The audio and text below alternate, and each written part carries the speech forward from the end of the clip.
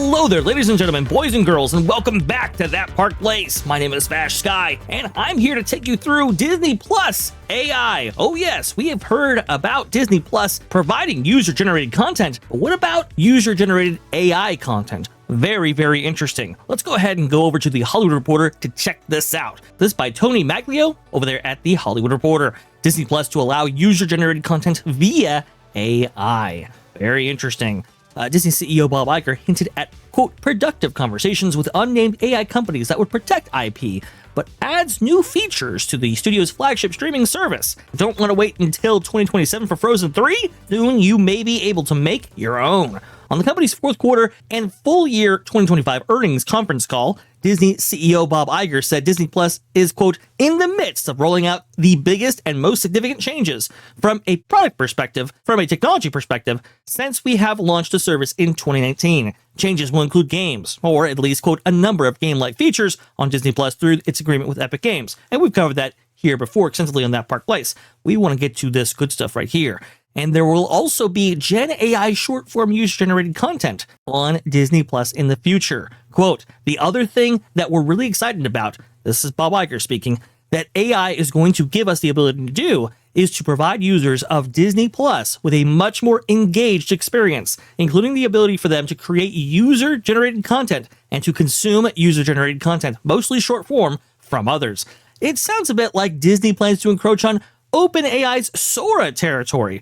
Or maybe it will just use Sora too. That's a very interesting thing to say there by the Hollywood Reporter, because from what I'm hearing, that's exactly what this is going to be. Now, before we explore exactly what that is, I want to go ahead and go over here to the Boardwalk Times, because there's more quotes from Bob Iger that flesh this out, along with a nice little infographic to tell you all about it here.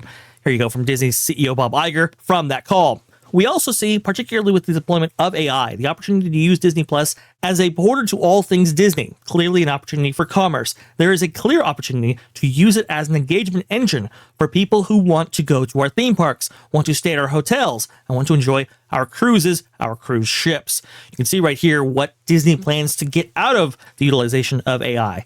Like the collection of data, for example. We've talked about that extensively here in That Park Place in the past. Deploy AI across DTC platforms, that being, of course, streaming services. Provide tools that make the platforms more dynamic and give consumers the opportunity to create on our platforms. Yes, this is going to be basically the Sora of Disney Plus, and people are not happy about it.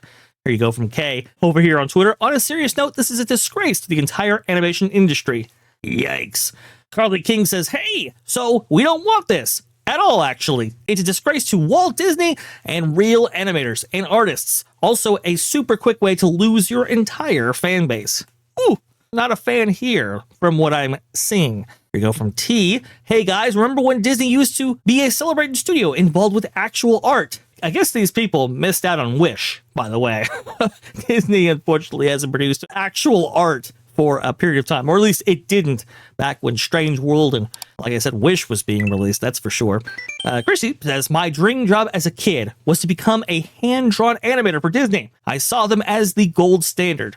This is what happens when uncreative people are allowed to make decisions about creative processes. They remove what they don't know and change it into everything it shouldn't be. That's very interesting right there.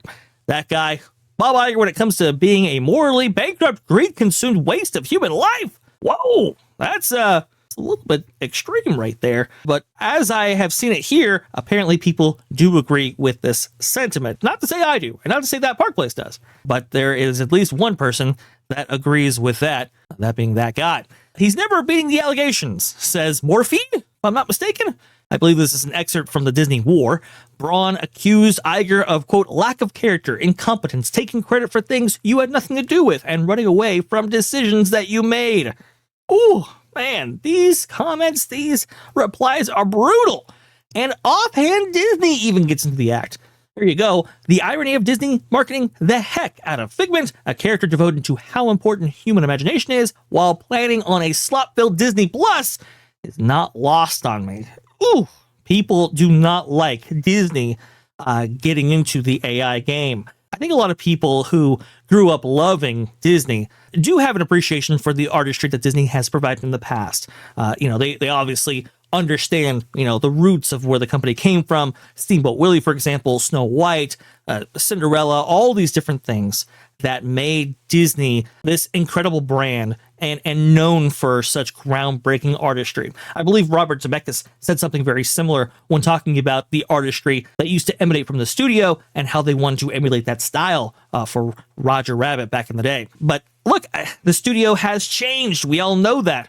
Now, I want to go ahead and give a few more details on what this is all about right here. This Sora for Disney Plus. From what I am being told about what this is going to be, a Disney Plus Sora is correct. Now, there are a few details I just want to go ahead and hash out with you guys, and I genuinely want to see what your reactions are going to be in the comments section when I relay some of this information, because it is very, very interesting. So what I have heard is that Disney will provide a rotating cast of characters by which you can utilize those characters, put in inputs. It's going to be heavily regulated. I just want to go ahead and point that out there. It's not going to be, off the rails. It's going to be very much on rails, and they're going to very much control what inputs that you are putting in, and also to what these characters are going to be doing. But from what I understand, you're going to get a limited set of characters.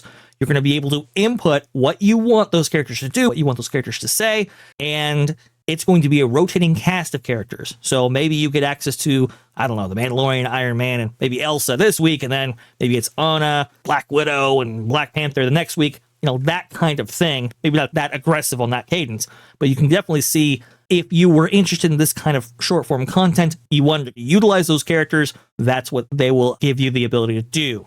This is going to be marketed, from what I understand, towards children, but you can definitely see where maybe some people inclined to utilize these characters in some form or fashion might be inclined to do so. Again, this is a way to prevent churn, and as Boardwalk Times points out here, the collection of data, I think, is one of the most important aspects of this entire thing. We know that Disney has gotten into data collection big league in the last couple of years. This is, I think, what the big play here is. This is very interesting because Disney has been aggressive in trying to maintain its IP away from other platforms that would utilize it in the generative AI sense. And now they're actually jumping into it feet first. It's a big developing story right here. We don't know all of the details, but the description I gave you before, that's pretty much what we're seeing, and that's where we think this is actually going to go.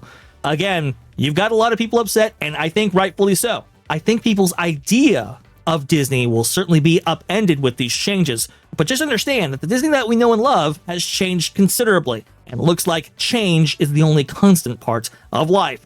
Please let us know in the comments below what you think about all of this. I am very, very curious to get your guys' thoughts. If you haven't yet, go ahead and hit that subscribe button, hit that like button, use those hype points, and make sure you follow That Park Plays for all the news that should be fun. Thanks for watching That Park Plays News. For more information, consider checking out www.thatparkplace.com. And don't forget to subscribe, share, like, and send this out on your favorite social media accounts.